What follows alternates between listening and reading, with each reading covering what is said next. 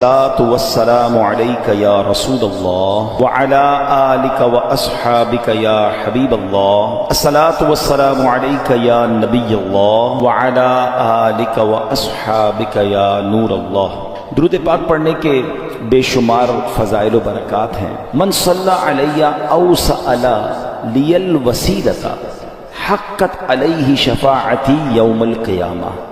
میرے آقا فرماتے ہیں جس نے مجھ پر درود شریف پڑھا یا اللہ پاک کی بارگاہ میں میرے لیے وسیلے کی دعا کی، قیامت کے دن اس پر میری شفاعت ثابت ہو گئی. درود پاک پڑھنا یہ شفاعت مصطفیٰ صلی اللہ علیہ وسلم حاصل کرنے کا بڑا پیارا طریقہ ہے. جتنا ہو سکے اس دن ہم نے کثرت سے درود پاک پڑھنا ہے. صلو علی الحبیب صلی اللہ تعالی علی محمد صلی اللہ علیہ وسلم.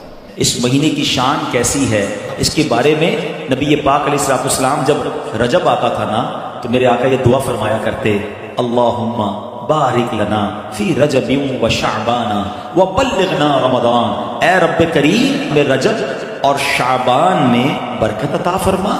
رجب کے ورڈز کتنے ہیں؟ 3، را، جیم اور با.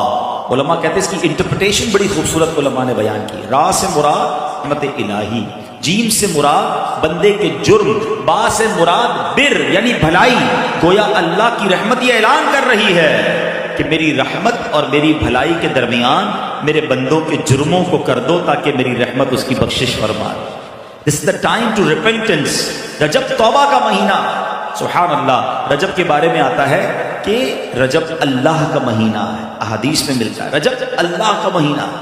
آقا فرماتے الشعبان شہری، شعبان میرا مہینہ ہے اور رمضان میری امت کا مہینہ ہے. تو یہ بہت خوبصورت سیکوینس شروع ہو رہی ہے. یہ مہینے ضائع کرنے والے نہیں، ہاں یہ مہینے اللہ کی رحمت کو لوٹنا ہے اس مہینے میں. اور سبحان اللہ ایک بہت خوبصورت بات میں بتاؤں کہ نبی پاک علیہ الصلوۃ والسلام فرماتے ہیں 5 راتیں ایسی ہیں جس میں دعا رد نہیں ہوتی. حدیث پاک فرمایا رجب کی پہلی رات، 15 شعبان شب برات جو ہوتی ہے، ٹھیک ہے. پھر فرمایا جمعرات اور جمعے کے درمیان کی رات. نمبر 4 عید الفطر کی چاند رات. نمبر 5 عید الاضحیٰ کی چاند رات. اور رجب کے روزوں کی تو کیا بات ہے. احادیث میں یہ فضیلت آتی ہے جو رجب میں پہلے دن کا روزہ رکھے، پہلے رجب کا 3 سال کے گناہوں کا کفارہ ہے.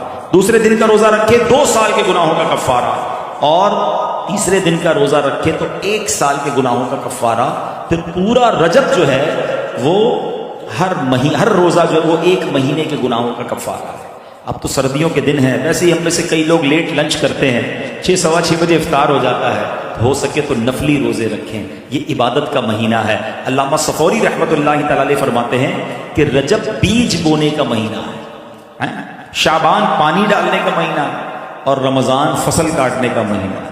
اور بڑی خوبصورت اس کی تفصیل بیان فرماتے ہیں کہ جو بندہ رجب میں عبادت کا بیج نہیں بوتا، شعبان میں ان بیجوں پر اپنے آنسوؤں سے پانی نہیں ڈالتا، آبیاری نہیں کرتا، وہ رمضان میں رحمت کی فصل کیسے کاٹ سکے گا. تو جس is the time to prepare yourself. یہ تو وقت آ گیا مسجد کی طرف آنے کا، تلاوت کرنے کا، روزے رکھنے کا. اگر کوئی دوری ہو گئی عبادت سے تو پھر جڑ جائیں، اور رحمتوں والے مہینے شروع ہو رہے ہیں. تو اے میرے پیارے اسلامی بھائیوں، اللہ کرے کہ ہم رجب میں اللہ کی عبادت کر کے اپنے گناہوں کی معافی مانگ کے ہم اس رجب کو اس طرح گزاریں. اور رجب میں ایک اور کام کرنے کا بڑا زبردست میں آپ کو بتا دوں کہ نبی پاک علیہ الصلوۃ والسلام فرماتے ہیں، حضرت عبداللہ ابن زبیر رضی اللہ عنہ سے روایت ہے کہ جو ماہ رجب میں کسی مسلمان کی پریشانی دور کرے، اللہ عز و جل اس کو جنت میں ایسا محل عطا فرمائے گا جو حد نظر تک وسیع ہوگا. تم رجب کا اکرام کرو، اللہ کریم 1000 کرامتوں کے ساتھ تمہارا اکرام فرمائے گا. اللہ کرے کہ ہماری کوئی نماز قضا نہ ہو، ہم اس پہ نفلی روزے رکھیں، اس پہ درود پاک کی کثرت کریں، استغفار کی کثرت کریں. اللہ کا مہینہ ہے، خوب اللہ کی طرف لو لگائیں کہ یا اللہ تیرا مہینہ آ گیا، بندہ بھی تو میں تیرا ہوں، میرے مولا تو میری مغفرت فرما دے، ہمیں رمضان سے ملا دے. رجب کا احترام کرنا یہ اللہ کو کتنا محبوب ہے. حضرت عیسیٰ روح اللہ علی نبینا علیہ الصلوۃ والسلام کے دور کا میں آپ کو ایک واقعہ سناتا ہوں کہ ایک شخص تھا، ایک مدت سے ایک عورت کے بارے میں اس کے دل میں برے خیالات تھے، اور ایک بار اس کو موقع ملا، اس عورت پر اس نے کنٹرول حاصل کر لیا. قریب تھا کہ وہ گناہ کرتا. اس نے دیکھا کہ لوگ چاند دیکھ رہے ہیں. چاہیے وہ مسلمان بھی نہیں تھا، غیر مسلم تھا. تو اس نے کہا یہ لوگ کس چیز کا چاند دیکھ رہے ہیں، کس مہینے کا چاند دیکھ رہے ہیں؟ تو کب مسلمان جو ہیں رجب کے مہینے کا چاند دیکھ رہے ہیں۔ اللہ اکبر۔ جب اس نے سنا کہ رجب آ گیا ہے تو اس عورت سے دور ہو گیا، گناہ سے باز رہا۔ اللہ کریم نے حضرت عیسیٰ علیہ السلام پر وحی بھیجی کہ اے عیسیٰ اس شخص کے پاس جاؤ، اس سے ملاقات کرو۔ جب آپ اس کے پاس گئے، اپنی تشریف آوری کا سبب بیان کیا۔ اللہ اکبر۔ جب اس نے سنا تو اس کا دل نور اسلام سے جگمگا اٹھا، کلمہ پڑھ کر مسلمان ہو گیا۔ یہ چلا کہ پہلے زمانے میں صرف مسلمان نہیں، غیر مسلم بھی اس مہینے کا ادب کیا کرتے تھے۔ نبی پاک کی سخاوت کے انداز دیکھیں۔ اللہ اکبر۔ ایک تو یہ نہ کوئی غریب آیا اس کو دے دیا، مگر کہتے عطاؤں کے بہانے ڈھونڈنا، کسی اور انداز سے بھی اپنے صحابی کو، اپنے غلام کو عطا فرمانا۔ ایک بار حضرت جابر بن عبداللہ رضی اللہ تعالیٰ عنہ سے نبی پاک نے ایک اونٹ خریدا، اونٹ بھی خرید لیا، اس کی قیمت بھی دے دی، اور پھر وہی اونٹ حضرت جابر کو تحفے میں بھی عطا فرما دی۔ اچھا، اسی طرح امیر المومنین حضرت عمر فاروق رضی اللہ عنہ سے ایک اونٹ کا بچہ خریدا اور اس کی رقم دی، اور وہ اونٹ کا بچہ انہی کے صاحبزادے حضرت عبداللہ ابن عمر رضی اللہ تعالیٰ عنہ کو عطا فرما دیا۔ کتنی خوشی ہوتی ہوگی ہیں کہ رقم بھی مل گئی اور وہ چیز بھی واپس مل گئی۔ سبحان اللہ، کس قدر سخاوت فرماتے نبی پاک۔ بعض اوقات اپنی ضرورت کے لیے کسی چیز کو خریدتے تھے، پھر وہی چیز کسی کو تحفے میں عطا فرما دیتے۔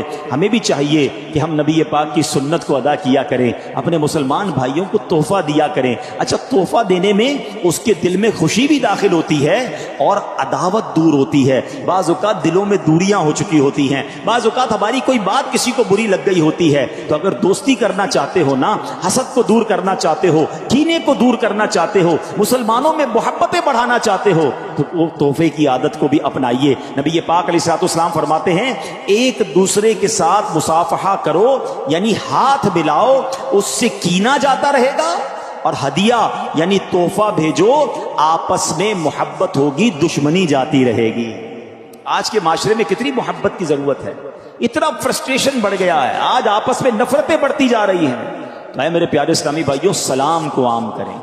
سلام میں بھی ہم نے کیٹیگرائز کر دیا ہے، جس کو جانتے ہیں اس کو سلام کرتے ہیں، رشتہ داروں کو سلام کریں گے، کاروباری لوگوں کو سلام کریں گے، جس مسلمان کو جانتے نہیں اسے سلام بھی لوگ نہیں کر رہے ہوتے۔ سلام بھی کریں، ہاتھ بھی ملائیں، اس سے انشاءاللہ محبت بڑھے گی۔ سلام کو عام کریں، آپ کے دل سے تکبر دور ہوگا، عاجزی اختیار ہوگی، اور تحفہ دیں تو انشاءاللہ محبت میں اضافہ ہوگا۔ نبی پاک کی سخاوت کا ذکر ہو رہا ہے، سنیے ایک بار کیا ہوا، پیارے آقا علیہ الصلوۃ والسلام نے عرب کے یعنی دیہات کے رہنے والے کچھ افراد نبی پاک کے پاس آئے۔ پیارے آقا نے ان میں سے بہت ساروں کو 100 اونٹ تحفتاً عطا فرما دی، ایک ایک کو 100 اونٹ عطا کر دیے۔ حضرت صفوان بن امیہ رضی اللہ تعالیٰ عنہ نے، ابھی وہ اسلام نہیں لائے تھے، وادی حنین کا واقعہ ہے، غزوہ حنین کا موقع ہے، کہتے ہیں نبی پاک سے بکریوں کا سوال کیا۔ حضرت صفوان نے، دو پہاڑوں کے درمیان پورا جنگل بھرا ہوا تھا بکریوں سے، نبی پاک علیہ الصلوۃ والسلام نے وہ پورے کا پورا جو ریوڑ تھا نا حضرت صفوان کو عطا فرما دیا۔ اب یہ مسلمان نہیں ہوئے تھے، اب یہ اپنی قوم کے پاس جا کر پتہ ہے کیا کہتے ہیں، اے میری قوم تم اسلام لے آؤ، اللہ پاک کی قسم محمد صلی اللہ تعالی علیہ وسلم ایسی سخاوت فرماتے ہیں کہ محتاجی کا خوف ہی نہیں رہتا ہے، وہ اتنی عطا فرماتے ہیں کہ جھولیاں بھر دیتے ہیں۔ اللہ اکبر، سبحان اللہ۔ پہلے کے لوگ ایک بڑی پیاری بات کرتے تھے، حاتم طائی بہت بڑا سخی گزرا، فرمایا اس نے گھر میں 8 دروازے رکھے تھے ہیں، اس کے گھر کے ہر دروازے پر لوگ آتے تھے، وہ ان کو عطا کرتا تھا، مال دیتا تھا، کھانا دیتا تھا۔ کہنے والوں نے کہا کہ اس کی سخاوت کا عالم یہ تھا کہ اگر کوئی 8 دروازوں سے باری باری آ جاتا تو حاتم طائی اس کو 8 دروازوں سے دیتا تھا، بڑا سخی تھا۔ سبحان اللہ۔ علماء عشق و محبت نے بڑا پیارا جواب دیا کہ حاتم طائی کے پاس 8 دروازوں سے آتے تھے، تب بھی جا کر لوگوں کی ضرورت پوری نہیں ہوتی تھی، جبھی تو آتے تھے نا۔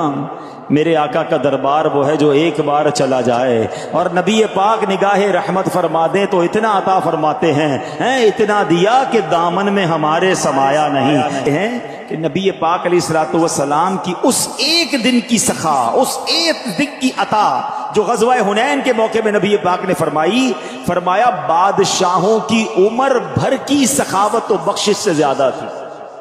یہ ایسی اعلیٰ حضرت نہیں لکھا کہ قطرہ کسی نے مانگا تو دریا بہا دیے، یہ واقعات موجود ہیں۔ کہ نبی پاک سے کچھ مانگا اور آقا نے پورا جنگل بکریوں سے بھرا ہوا عطا فرما دیا.